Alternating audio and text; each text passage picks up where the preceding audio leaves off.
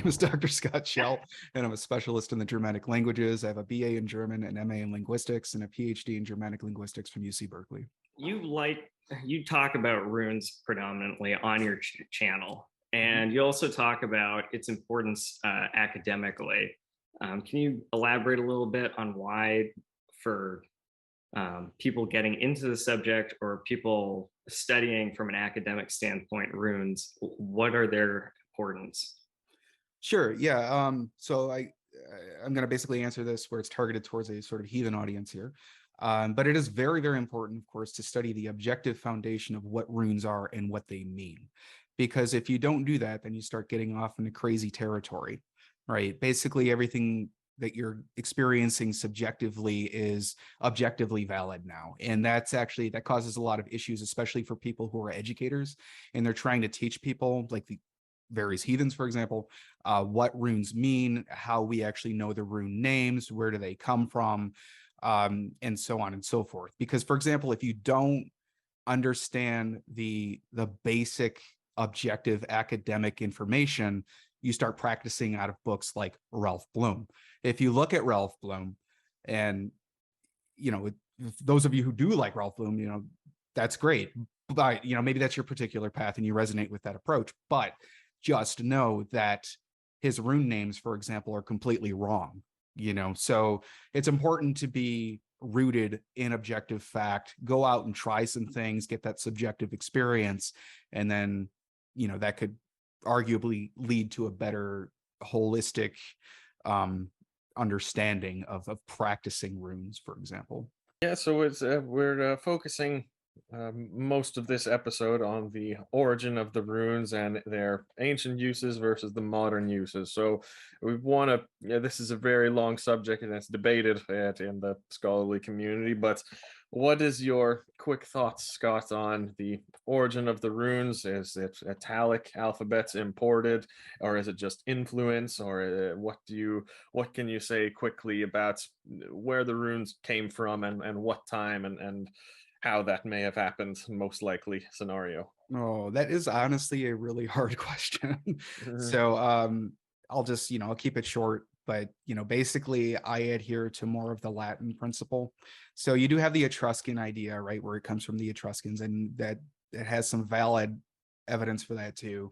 But you have the Greek theory as well. But yeah, no, typically, long story short, I kind of adhere to the Latin side of things, only to a degree though. Because if you look at a lot of the forms, and Thor, I'll go ahead and email you something where it actually shows each form and each sound and how it directly correlates to each Roman letter. So you can show it on the screen, hopefully. And you'll see that there are a lot of similarities. However, there are some runes where it's like it doesn't look anything like a Roman character, and it also doesn't have like an equivalent Roman sound or something like that. And so then I would say that some of them are probably innovated. So it's kind of like this hybrid idea, basically, where it's like, I believe it was probably Roman influence, but also there was still some internal inspiration or something to create new runes and new concepts and new sounds. Yeah, definitely. And it's what do you think?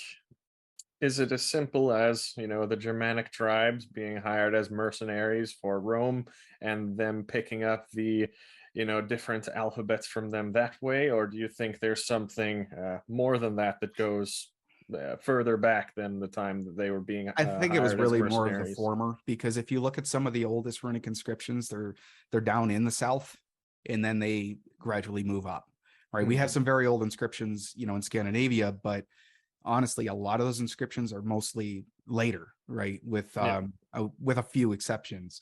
So it's hard to say, but it appears like there was some sort of something going on down there in the south. And because we even find inscriptions, for example, in Switzerland, and it just kind of moved up. But I do believe too that here's the big thing too. People want to think that runes were like meant for everyone, and that's not the case. So it was actually the rune master, in which case I still adhere to that title as a rune master, was taught these things. And then they taught them to maybe another learner or something like that. The entire community did not know how to read runes. And it was meant for a specific type or class of a person. And yeah, I mean, it's a little bit different too than just like, oh, I'm going to go copy this alphabet and just write it down and give it to this next person. Because too, if you look at the runic tradition, if you look at all the rune poems, you'll see that there's all this lore in there, right? You have these poems like the Old English rune poem, the Old Norwegian rune rhyme, and the Old Icelandic rune poem, which clearly encodes a lot of information, which is really even tied to mythic stories. And so when you had this one rune master going on to teach another learner, he wasn't just giving him an alphabet. Okay, like I want to make that very clear, because that's actually where academic thought, they don't really want to talk about that too much. They want to say Latin alphabet, runes, one-to-one correlation, that's it. And that's simply not true. So when this rune master was teaching this information, he was also passing on lore. He was passing on mythic lore as a mnemonic device, sure, but it was more than just A is for apple. I mean, you're talking about Os is, I can't remember the exact line off the top of my head, but the old father in Asgard and the ruler of Valhalla, you know, you have this very elaborate stanza, you know, and if it was just mnemonic, I kind of feel like that would kind of get in the way. Well, why would we say like A is for apple that hangs on a tree down the street from my house? Like, why would we make it so elongated, you know, if it was actually just purely a mnemonic system? So yeah, I believe that there's a little, it's not just a straight, you know, answer, but that's kind of what I'm trying to say, is that rune master learner, rune master's teaching learner, that learner becomes a rune master who teaches another couple of people who are initiated and understand the mythic structures and all that stuff. So it, I guess that's, you kind of answered my next question there. The question was kind of at its origins, when they were first starting to being used, was it more of a writing system, or was the symbolism of each rune already there before they maybe started using it in writing? that is hard to say, but what I will say is that we have definitive proof that some of these runes were used as like ideographic concepts even before the rune poems. So for example, the Saint Often stone has the Yera rune, which means good harvest, and it means that symbolically.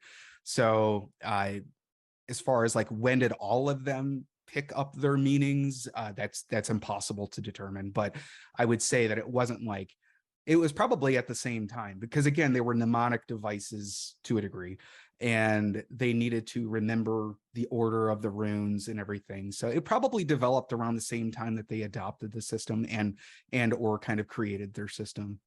So yeah, and we spoke about this a little bit before through text message when we were speaking about this episode. What are some of the earliest runic inscriptions, and what is so special about those from the later ones, and what were they used for? Because I think you say you did your PhD thesis on something like that?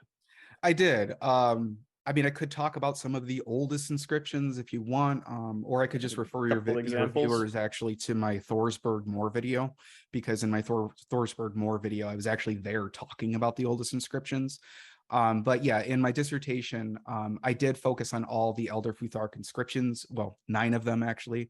Yes, that number was intentional. So I would say it's probably easier just to talk about my favorite one. I mean, it's like very old, but it's also in Norway. So it's the Eggja runestone. The Eggja runestone is completely fascinating. I absolutely love it. It's very old. I think it's dated to about well, it's sort of, this is why it's interesting. It's sort of old, sort of not, because I think it's dated to about 800 or so.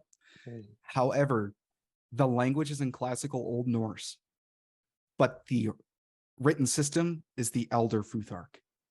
And that's really cool. It is not a transitional inscription. I do not adhere to that idea. It's too late for that. And you see the word land spelled, for example, L-A-T, which you would actually expect in Old Norse, but you also see it spelled L-A-N-D, I believe.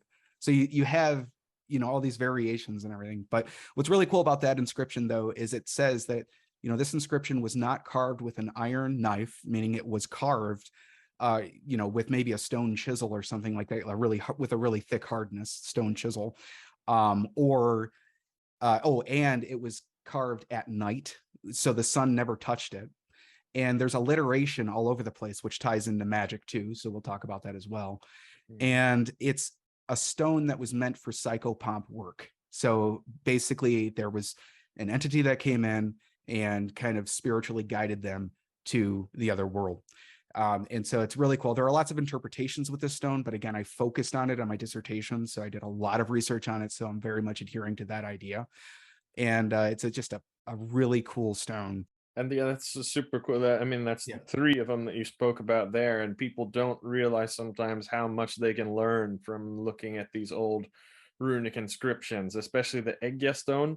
I mean, you get 4 or 5, 6, maybe 10 things that teaches you about their spirituality and how you should be carving runes in the proper historical way. Like, don't use an iron knife, for example. Don't let it be touched by the sun. So let me say something about that real quick. Yeah, because the whole "don't cut this with an iron knife" thing is actually tied into folklore. I talked about this throughout the dissertation too.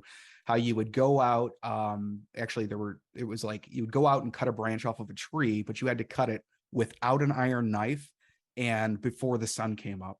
So actually it's a deep tradition, I believe, that whatever that rune master was practicing within those parameters. But also to tie this into magic, like I said, there's alliteration everywhere. It's like, I'm not going to go into it, but yeah, basically alliteration is 10 terrible Tuesdays, or, but in Egya, it basically says like, do not carve this while the sun is out, and do not use an iron knife, and do not, it's like this repetition, and you find that a lot in magical practices too. Even as something as simple as like when you were little, you might say like, rain, rain, go away, come again another day. Like, you have all this repetition, and you also have semantic repetition and sound repetition, and that ties very closely into a lot of magic practices. Do you think it was, I guess a lot of people are going to ask that question next too. Do you think it was, can anyone just come into this and carve runes and get effect out of it? Or was it specifically meant for one person who has had a very long training, or maybe even some special abilities that did these things in old times? Here's the thing. I honestly believe that it was meant for a specific type of audience. If you're interested in runes and you want to go out and learn runes, that's cool. But if you look at Egil Saga, for example, or Egil Saga, you'll see, for example, Egil is actually referred to as a rune master in that saga. And there is, for example, someone who is very sick, and then someone comes along and tries to cure this girl by writing a runic inscription on it. And it fails, and it specifically fails because he doesn't know his stuff very well. So Egil comes along as an actual true rune master, carves the correct inscription, however he did that specifically, and then the girl is healed. So yeah, I do honestly believe that it's meant for a specific type of person. Maybe somebody who's very dedicated, and just, someone who's very serious about it, because again, that's just not my opinion, and I'm not trying to play gatekeeper here. So I want to be clear on that too. But I'm just saying, if you're going to do something like that, just be serious about it, and just, do as much research as you can.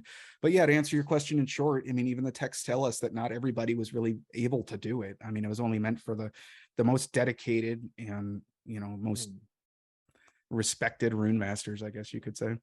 And you don't have to, it's not something you have to dedicate your life to, just carving runes and all that, because Egil, first and foremost, was just a badass warrior. Oh yeah, from the strongest of the whole Viking Age. So he wasn't sitting around like a spiritual leader, all peaceful, carving runes all day. It was just one of his side skills. But also notice too that he was also the weirdo, the asocial guy, right, that we were talking about beforehand.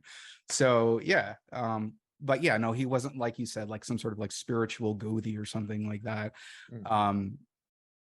But we do know that he was a rune master, and he was able to do it, and other people weren't, because he had probably better training or something. I don't know.